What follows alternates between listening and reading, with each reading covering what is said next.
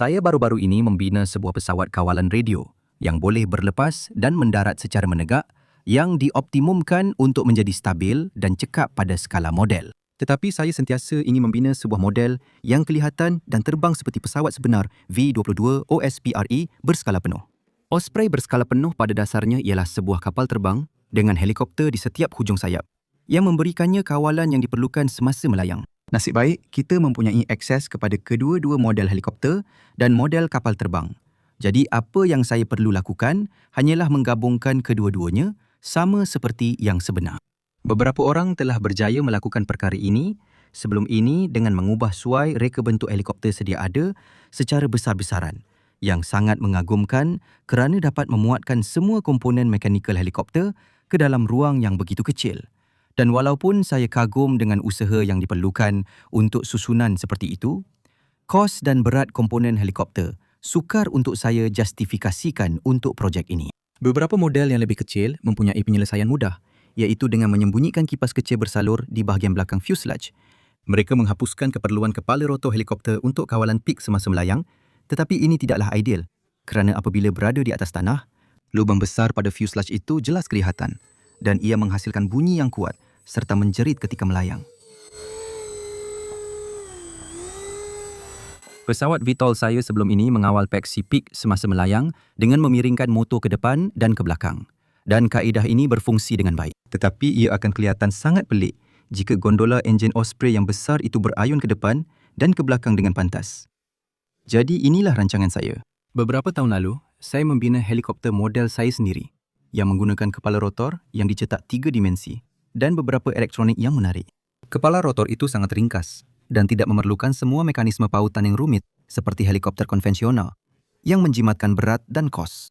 Cara ia berfungsi ialah setiap bilah dipasang pada engsel yang bebas bergerak dan tidak mempunyai bahagian mekanikal untuk mengawalnya. Tetapi disebabkan sudut engsel itu, jika bilah berayun ke depan dan ke belakang, sudut serangan bilah itu akan berubah.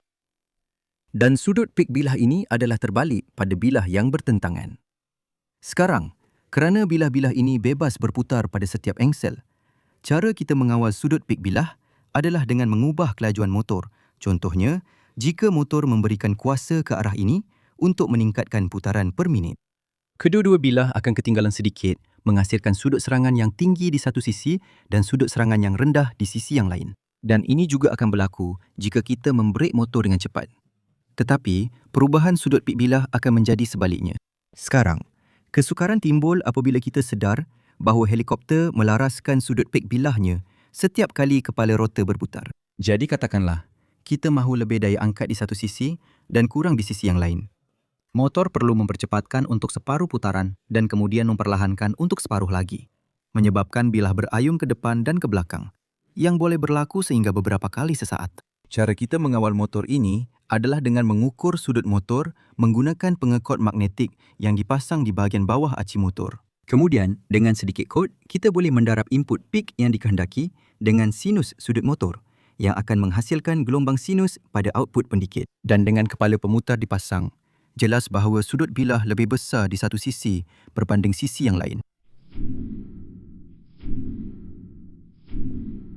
Sekarang, ketika saya membina helikopter sebelum ini, saya telah menghempaskannya beberapa kali sebelum saya berjaya membuatkannya berfungsi. Tetapi untuk projek kali ini, saya lebih suka jika ia langsung tidak terhempas. Jadi, saya telah membina sebuah pelantar ujian yang membolehkan motor dan kepala pemutar berputar pada satu faksi. Dan setakat ini ia nampaknya berfungsi dengan baik. Terutamanya dalam gerakan perlahan. Ia sangat jelas bahawa bilah mencipta sudut serangan yang lebih besar di satu sisi berbanding sisi yang lain.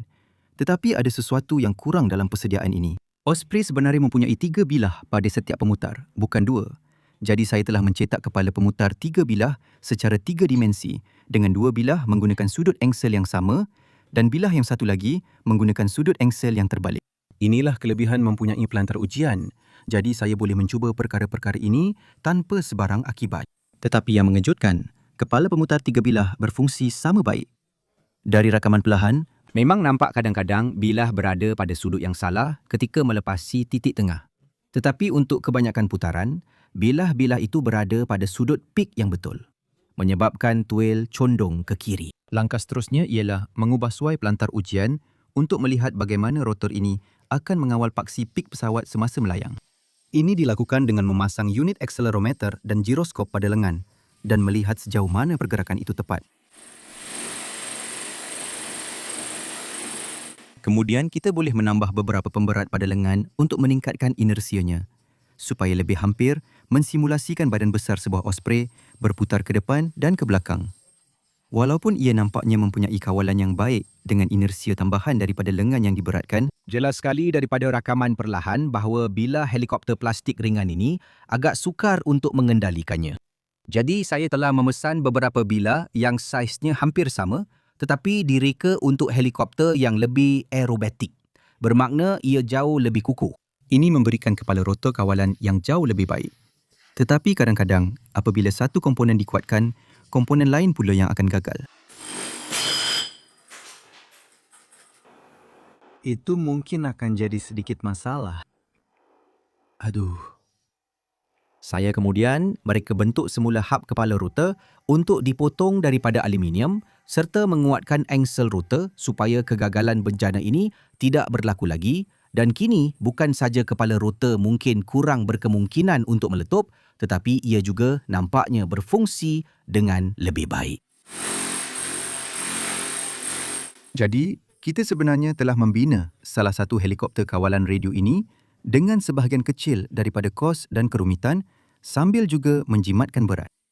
Sebelum membina bahagian berskala pesawat yang akan menjadikannya kelihatan seperti osprey sebenar, kita perlu membina rangka struktur dalaman terlebih dahulu. Dan seperti pesawat VTOL saya sebelum ini, saya akan menggunakan kepingan plastik bertertulang kaca kerana ia mudah dipotong untuk mendapatkan bahagian yang diperlukan. Dan semua ini kemudian disambungkan bersama menggunakan pendakap yang dicetak 3 dimensi. Saya memilih untuk menggunakan kepingan setebal 2 mm untuk pembinaan ini kerana saya perlukan rangka yang agak kukuh supaya dapat mengurangkan beban pada fuselage akhir dan diharapkan dapat mengekalkan berat serendah mungkin. Langkah seterusnya ialah membina tapak motor dan mekanisme kecondongan yang terdiri daripada beberapa kepingan gentian kaca dan satu servo besar untuk memiringkan motor semasa peralihan. Ini kemudian dipasang pada wing spar dengan sambungan geseran yang ringkas dan servo boleh mengawal kecondongan motor menggunakan rod penolak kecil. Seperti pesawat VTOL saya yang lepas, saya menggunakan pengawal penerbangan berasaskan Arduino yang menjalankan kod khas bernama Dreamflight. Dengan pengawal motor 4-dalam-1 dan pengawal voltan 5V RC standard untuk membekalkan kuasa kepada servo, tiba masanya untuk memateri wayar motor dan menyambungkan servo. Sebelum ujian, semuanya berfungsi seperti sepatutnya. Saya kemudian memasang kepala rotor pada salah satu motor dan mengikat pesawat ke meja dengan beberapa pemberat. Jadi, kita boleh lihat sama ada kepala rotor berfungsi sama seperti ketika diuji pada alat ujian. Dan nampaknya ia mahu memiringkan pesawat ke depan dan ke belakang. Jadi sudah tiba masanya untuk ujian penerbangan sebenar.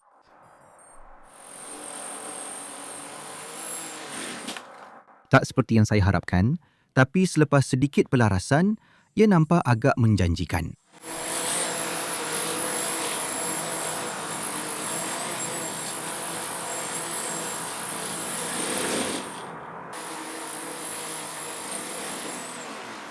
Dan sekarang, kita telah berundur beberapa langkah. Pada asasnya, apa yang berlaku ialah pengawal penerbangan sedang dimatikan, menyebabkan semuanya dimulakan semula. Tetapi ia berlaku secara rawak. Jadi saya tak dapat mengenal pasti punca sebenar. Apapun, rupanya masalahnya ialah pengawal 3V pada papan pengawal penerbangan. Yang jelas kelihatan menggunakan kamera thermal. Jadi untuk membaikinya, saya tambah pengawal voltan luaran dan masalah itu pun selesai. Tapi kemudian saya perasan ada getaran pelik yang tiba-tiba muncul dan jadi sangat kuat sampai pesawat tiba-tiba jatuh dari udara. Teori saya ialah putaran bilah per minit mencapai frekuensi resonan dengan spar sayap. Jadi, saya tambah tali nilen untuk cuba menguatkan rangka. Tapi malangnya, ini tak banyak membantu. Jadi, saya tambah beberapa penyokong gentian karbon tambahan yang memberikan peningkatan ketara. Akhirnya, ia berjaya terangkat dari tanah dan melayang. Walaupun jelas, getaran masih ada. Saya cuba seimbangkan kepala rotor dan bilah sebaik mungkin yang memang memberi sedikit perbezaan, tapi ia masih belum hilang sepenuhnya. Jadi teori saya seterusnya ialah tapak motor itu mungkin melentur atau ada kelonggaran pada angsel. Jadi saya cetak 3D tapak motor yang lebih pendek dan kuat ini yang dipasang terus pada palang sayap. Namun, ini bermakna ia tidak akan ada kawalan anda. Tetapi jika ia mampu melayang, saya akan tahu apa masalahnya.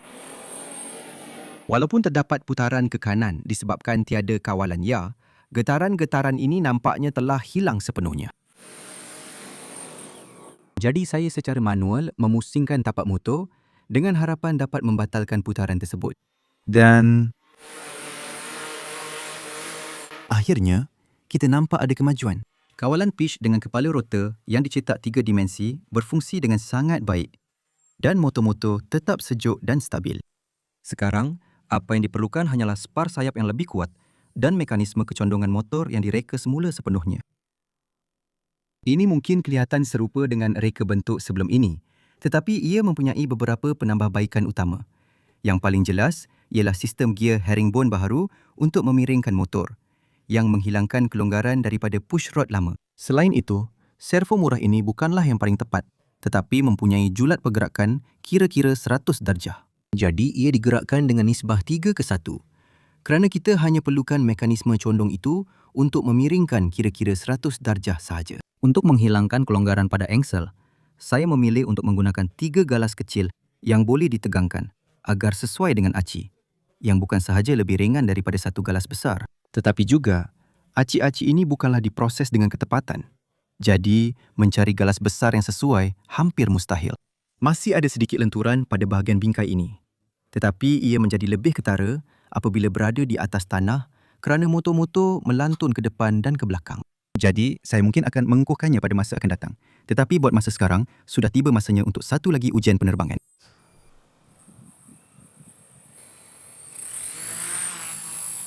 Akhirnya, ia terbang tanpa sebarang penahan pada palang sayap dan dengan mekanisme kecondongan motor yang lengkap dipasang. Dan, yang mengejutkan, ia terasa agak stabil walaupun pada hari yang berangin ini. Ia juga agak mudah dikawal. Tetapi untuk mengurangkan getaran, saya telah meletakkan had pada sejauh mana pengawal penerbangan boleh mengubah kelajuan motor. Jadi dalam situasi kawalan yang melampau atau dengan tiupan angin yang kuat, ia sukar untuk kembali mendatar. Setelah berkata begitu, saya mungkin tidak akan melakukan manuver melayang yang terlalu ekstrim. Sebaik sahaja fuselage besar itu siap dibina. Bercakap tentang fuselage, saya akan membinanya dalam video seterusnya menggunakan beberapa teknik percetakan 3 dimensi yang menarik. Sama seperti yang saya lakukan dengan sayap bercetak 3 dimensi dalam video Vito saya yang lepas. Jadi, nantikan itu. Sekarang, seperti yang anda boleh bayangkan, pesawat ini perlu diseimbangkan dengan sempurna untuk mengelakkan motor menjadi panas. Terima kasih banyak kerana menonton video ini dan saya akan jumpa anda dalam bahagian kedua. Selamat tinggal.